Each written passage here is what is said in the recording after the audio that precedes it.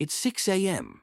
The world is quiet, your bed is warm, and your mind begins its daily negotiation. 5 more minutes. It's too early. Maybe later. But the Stoics, they'd hear those excuses for what they are: noise, weakness, resistance. Marcus Aurelius wrote, "At dawn, when you have trouble getting out of bed, tell yourself, 'I have to go to work,' as a human being. Your purpose doesn't sleep in, your duty doesn't snooze, and your potential won't wait forever. This moment, this early hour, it's not just time, it's a test of will, of discipline, of who you really are when no one is watching.